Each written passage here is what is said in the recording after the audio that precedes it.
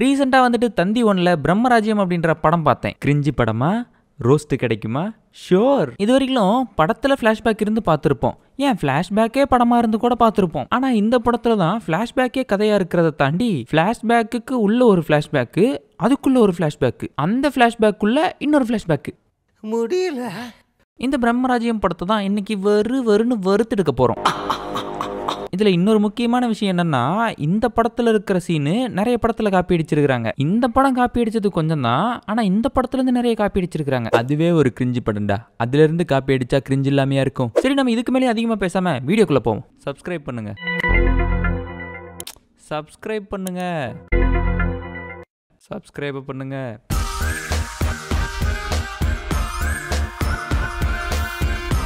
படத்தோட ஆரம்பத்திலேயே ஒரு பொண்ணு மூஞ்சி முழுக்க கண்ணாடி போட்டுட்டு வருது. மச்சான், மூஞ்சில முக்காவாசி கண்ணாடி தான் மச்சான் இருக்குது. அதை அப்படியே ரவுண்டு பண்ணி பார்த்தேன்னு வையேன், நானி படத்துல வர ஈ மாதிரியா இருக்குண்டா. இந்த அம்மா போய் ஒருத்தங்கிட்ட பேக் வாங்கிட்டு ஒருத்தன் டாக்ஸில ஏறி போகுது. போற வழியெல்லாம் இவன் டபுள் மீனிங்காவே பேசிட்டு போறான்யா. மேடம், உங்க பேக்கு ரொம்ப சூப்பரா இருக்கு மேடம். அட இதை கூட விடுங்க, பேக பேக்குன்னு தெரியாம சொல்லிட்டான்னு வச்சுக்கலாம். இதை பாருங்க, நீங்க கன்னு, நான் புல்லட்டு, நம்ம ரெண்டு பேரும் சேர்ந்தா ஃபயரிங்கோ ஃபயரிங்கு. அவன் தலையை எடுத்திருப்பேன். யாரையும் அடிக்க கூடாதுன்னு நீ சொன்ன ஒரே வார்த்தைக்காக. புரிஞ்சு போச்சு. ஆபாசம் தவிர்ப்போம். Sorry madam. இந்த அம்மா வந்துட்டு தர்மான்ற ஒருத்தனை பாக்குறதுக்காக போயிட்டு இருக்குது. நீங்க எதுக்காக தர்மாவை பார்க்க போறீங்கன்னு கேக்குறான். நான் அவனை கொலை பண்றதுக்காக போறேன்னு இந்த அம்மா சொல்லுது. அப்படியே விறுவிறுன்னு போலீஸ் ஸ்டேஷனுக்கு விட்டு இந்த அம்மா கொலை பண்ண போகுதான், வாட்டுன்னு கேளுங்கன்னு போய் சொல்லுவான்னு பார்த்தா இவன் பிளாஷ்பேக் சொல்றான். மேடம், தர்மாவை பத்தி உங்களுக்கு தெரியாது மேடம், சொல்லு கேப்போம். அப்படியே பிளாஷ்பேக் போறாங்க.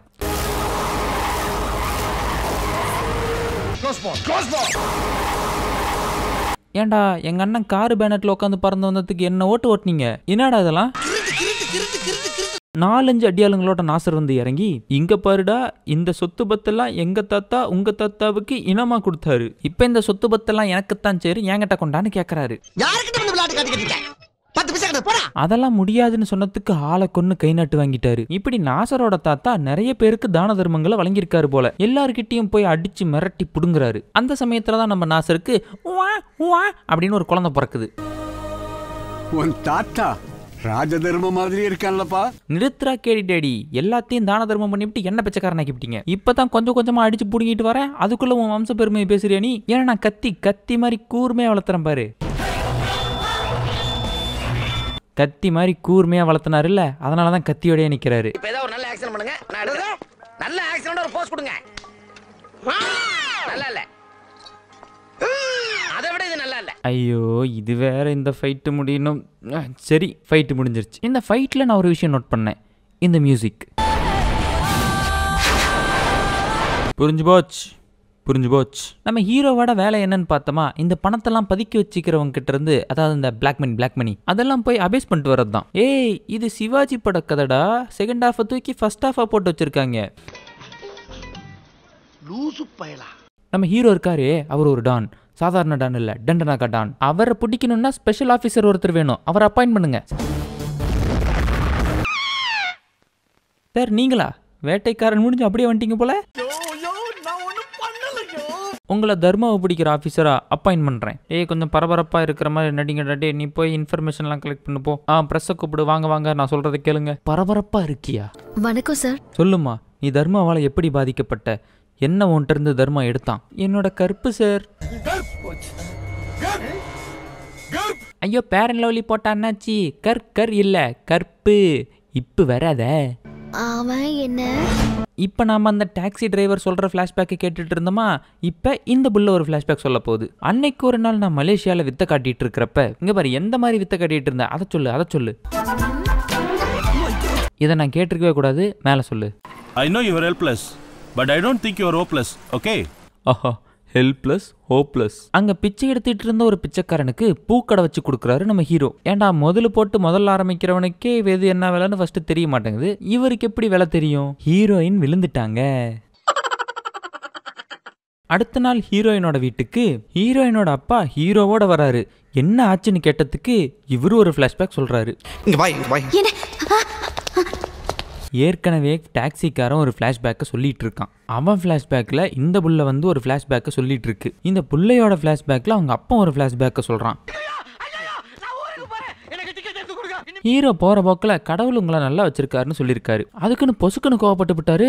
இங்க பண்றா, நான் ஐயர் தொழில் பண்றோம் தான், அதை ஒரு பிசினஸ்க்காக பண்ணிட்டு இருக்கேன், கடவுள்னு ஒன்று கிடையவே கிடையாதுங்கிறான். நான் உங்களுக்கு ப்ரூவ் பண்றேன் சார்னு கூட்டு போயிட்டு ப்ரூவ் பண்றாரு. அவரு கையில ஒரு தட்டை கொடுத்து போயிட்டு பிச்சை எடுக்க சொல்றாரு. ஏண்டா அந்த பிச்சைக்காரன்ட்ட என்ன பண்ண? பிச்சையெல்லாம் எடுக்கக்கூடாதுன்னு பூக்கடை வச்சு தந்தேன். இப்போ இந்த சாமியார்கிட்ட என்ன பண்ற? சாமியே இல்லைன்னு சொன்னா பிச்சை எடுக்க விட்டேன். இவ்வளோ கான்ட்ராஸ்டா இருக்கிற ரெண்டு முகத்தை பார்த்துட்டு ஹீரோயின் விழுந்துட்டாங்க. I love you. தம்பி தப்பா நினைக்காதீங்க, என் பொண்ணு யார் நல்லது பண்ணாலும் ஐ லவ் யூன்னு சொல்லி தான் என்கரேஜ் பண்ணுவா. நல்ல ஃபேமிலில குட் ஃபேமிலி. ஹீரோவும் ஹீரோயினும் பணம் ஜெயிக்கணுங்கிறதுக்காக ஒரு காம்படிஷன்ல கலந்துக்கிறாங்க. அது என்ன காம்படிஷன்னா கப்பல் காம்படிஷன். கப்பல் காம்படிஷனா? கப்பல் காம்படிஷன்ரா, இந்த புருஷன் பொண்டாட்டிலாம் சேர்ந்துருப்பாங்களே. அட கப்பல்ஸ் விலாகுன்னு சொல்லுங்க தம்பி. Something like that. அங்க போய் ஆட்டம் போடுறாங்க. ஐயோ 5 பைசா கூட இல்லையே. கேள்வி பதில் விளையாடுறாங்க. பன் பட்டர் ஜாம்ல என்ன இருக்கும்? Jam. Very good. Sunny Leone size என்ன? Come on. 40 30 40 சார். சூப்பர். முட்டை போண்டா எப்படி இருக்கும்? Like a cricket ball sir. ப்ரப்போஸும் பண்ணிக்கிறாங்க. பாத்ரூம் பல்பு மாதிரி 2 கண்ணு, கரப்பாம்பூச்சியை ஒட்ட வச்ச மாதிரி 2 புருவம், பிஞ்ச செருப்பு மாதிரி ஒரு நெத்தி, கந்த துணியில கிரீஸ் தடவுற மாதிரி ஒரு சடை, தீஞ்ச பன்னு தான் அவ கண்ணும். என் கண்ணுல கண்ணை வச்சு பாரு, என் கண்ணு ஒண்ணு பாக்கும். ஐயோ, எனக்கு இப்போ டக்குன்னு ஒரு கவிதை தோணுதே. நெத்தியில கண்ணை வச்சு மிரட்டும் உனக்கு கண்ணுக்குள்ள கண்ணு எதுக்கு? என்ன ஒரு முக கவிதை. ஒரிஜினல் கப்பல்ஸாலேயே வின் பண்ண முடியாத இந்த கேஷ் பிரைஸை இந்த டூப்ளிகேட் கப்பல்ஸ் வின் பண்ணிட்டாங்களாம். என்னடா ஏ?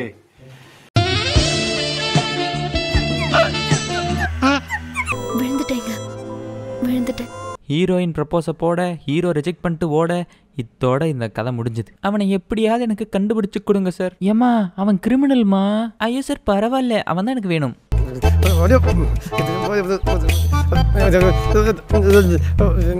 அர்ஜென்ட்டுக்கு ஒரு நல்ல கெட்ட வார்த்தை கிடைக்க மாட்டேது. நம்ம ஹீரோயின் போனதுக்கு அப்புறம் இன்னொருத்தன் வரான். அவன் வந்து கும்பிடுறேன் சாமியே சார், நான் லக்கி பாஸ்கர் மாதிரி வளர்ந்துட்டு இருந்தேன் சார். என்கிட்ட எவ்வளோ பணம் இருந்துச்சு தெரியுமா? எல்லாத்துக்கும் காரணம் என் லக்கு சார். அவன் வந்தான், என் லக்கு அப்படியே வேரோட புடுங்கிட்டு போயிட்டான் சார். இப்படி லக்கு மேல லக்கு இருந்த எனக்கு லக்கெல்லாம் போச்சு சார் அவனால. தர்மா ஒரு பிஸ்னஸ் டீல் பேசுறதுக்காக போறாப்ல. அந்த இடத்துல எல்லாம் சுற்றி பிளாக் சட்டை போட்டிருக்கானுங்க, அண்ணன் மட்டும் ஒயிட் சட்டை போட்டிருக்காரு, எல்லாம் கன்னு நீட்டுறானுங்க. இது அது இல்லைல்ல. ஐயோ சார், இது மாசீன் சார். ரோலிங் சேர்ல ரோலை போட்டு சுட வேண்டாம் இந்த தர்மா. இப்படி அங்க இங்கன்னு கொள்ளடிச்சிட்டு இருந்த ஹீரோவுக்கு அவங்க அப்பங்கிட்டே கொள்ளடிக்கிற நிலைமை வந்துச்சு. அந்த இடத்துல தான் இன்டர்மிஷனும் வந்துச்சு. இந்த சீரியல்ல தொடரும்னு போடுவானுங்கல்ல, அந்த மாதிரியே இருக்கு. அப்புறம் தர்மாவை பாக்குறதுனா சாதாரண விஷயம் இல்ல. சிஎம்ஏ வெயிட் பண்ணுவார் தெரியுமா? தர்மா கிட்ட அப்பாயின்மெண்ட் வாங்கி சிஎம் ஆனவங்க எல்லாம் நிறைய பேர் இருக்கிறாங்க. கதையில முன்னாடி போயிட்டீங்க. ஓ, கேஜிஎஃப் இங்க இருந்து சுட்டது தானா? டேய் குண்டு டிரைவரு, தர்மா அவங்க அப்பனை போய் போட்டு தரலானா இல்லையா அதை சொல்லு. சார், உங்களை கொல்ல ஆள் அனுப்பி இருக்கிறாங்க. பிளான் பண்ணவன் ஊர்ல கால வைக்கிறதுக்கு முன்னாடி அவன் தலை மண்ணுல உருளு. நான் தான் சொன்னேன்ல, இவங்களும் நிறைய காப்பி அடிச்சிருக்காங்கன்னு. இது எந்த படம்னு சொல்லுங்க பார்க்கலாம். அப்புறம் நம்ம ஹீரோ நாசரோட வீட்டுக்கே போயிட்டு பணியால வேலை செய்யறாரு. டேய் உனக்கு அந்த வேலை தெரியுமா? டேய் உனக்கு இந்த வேலை தெரியுமா? டேய் உனக்கு அப்படி பண்ண தெரியுமா? டேய் உனக்கு இப்படி பண்ண தெரியுமா? டேய் யாராது? ஐயா வேலை கேட்டு வந்திருக்காங்க ஐயா. அப்படியா, சேர்த்துக்க. ஐயோ, ஒரே வார்த்தையில கேட்டவன செத்துக்கிட்டாரே. நீ ஏன் என்னை இவ்வளவு நேரம் உட்கார வச்சு நோண்டி நொங்க எடுத்த? இந்த பக்கம் போலீஸ்கார் இன்வெஸ்டிகேட் பண்றாரு. ஹாய் மொட்டை, who are you? We are Interpol officer from Malaysia. மலேசியாலே ஒரு பெரிய டன் இருக்கிறான் ராகுல் அப்படின்னு சொல்லி. அவன் இந்த தர்மா என்ன பண்ணான்னு தெரியுமா? ஓட ஓட விரட்டி கொண்டிருக்கான். எனக்கு ஆத்திரம் அடங்கலைங்க, அவனை பிடிச்சி ஜெயில போடுங்க. டே மொட்டை, உன்னை யாரா கூப்பிட்டா போடாந்தாண்ட. அப்புறம் ஹீரோவோட டாவான ஹீரோயினும் அப்புறம் இந்த அன்லக்கி பாஸ்கரும் இவனை தேடிக்கிட்டு இங்க வந்திருக்கிறாங்க. ஜி ஜி ஜி ஹீரோயின் வந்தாங்க. சரி, அவன் எதுக்கு? அவனோட லக்கு திரும்ப கிடைக்கணும்னா இவரோட ஒரு வாரம் தங்கணுமா? ஏப்பா, இவன் ரவுடின்னு தெரிஞ்ச மலேசியாலேருந்து தனியாக ஓடி வந்த ஹீரோயின் ஒரு வாரம் கூட தங்கினா லக்கு கிடைக்குன்னு ஏதோ ஒரு மக்கு சொன்னதை நம்பி இது வந்துருக்குது. நல்ல கான்செப்ட் இல்லை, குட் கான்செப்ட். இந்த மாதிரி நம்ம ஹீரோ ஆட்டையை போடலாம் வந்தால் நமக்கு அப்படியே திகில் விட்டுற மாதிரி ஒரு சீன் வைக்கணும். இங்கே வச்சிருக்காங்க, காட்டுறேன் பாருங்க. நம்ம ஹீரோ காஃபி கொடுக்க வரப்ப பெண்ணை மாற்றி வைப்பார். அப்போ நம்ம நாசர் கேட்பாரு, சேஞ்ச் பண்ணிட்டியா? அச்சோ, பேனாவை மாத்தினதை பார்த்துட்டான் போலியே. கார் டயர் சேஞ்ச் பண்ணிட்டியா? ஒரு நாள் இப்படித்தான் ஹீரோ எல்லா நகையும் சுருட்டிக்கிட்டு ஓடிடலான்னு நினைக்கிறாரு. சுருட்டிக்கிட்டு போறப்ப கரெக்டா போலீஸ் பிடிச்சிடுறாங்க. வாயா போலீஸ், இன்னைக்கு தான் எனக்கு கரெக்ட் டைமுக்கு வந்துக்கிற. ஐயா, எனக்கு எதுவும் தெரியாதியா. இவன் நீங்க பெத்த பிள்ளை. இப்படி ஒரு திருடனை பெற்றிருக்கீங்களே, உங்க வம்சம்லாம் ஒரு வம்சமா? யார் பரம்பரையை பத்தி பேசுறீங்க நீங்க? தாத்தா கோவந்துருச்சு, பிளாஷ்பேக் ஓபன் பண்ண போறாரு. ஏய், இதே மாதிரி ஒரு தாத்தா கதை சொல்லுவாரு. எங்க? அட, நம்ம சீமராஜா. தேவையே இல்லாம ஒரு பிளாஷ்பேக்கு போயிட்டு எங்க பரம்பரை அப்படி தெரியுமா, எங்க பரம்பரை இப்படி தெரியுமான்னு பீத்திக்கிட்டு மறுபடியும் பிரசன்ட்டுக்கு வராங்க. இப்போ இவங்களுக்கு என்ன பிரச்சனைன்னு பார்த்தோமா, நாசரோட தாத்தா வாரி வாரி கொடுத்ததுனால வறண்டு போயிட்டாரு நாசரு. அவனுங்கிட்ட இருந்தெல்லாம் புடுங்கி நான் கொண்டு வந்து சொத்து சேர்த்து வச்சா மறுபடியும் எங்க தாத்தனை மாதிரியே வந்து பிறந்து தர்மம் பண்ணிட்டு இருக்கிறான். புட்டிங்க சார், புடிச்சு ஜெயில போடுங்க சார் அவனை. தர்மா இவ்வளோ நாளா கொள்ளையடிச்சது எல்லாமே அநாதாசிரமத்துக்கு. ஏய், நீ இது கிக்கு படத்துல இருந்தானே சுட்ட.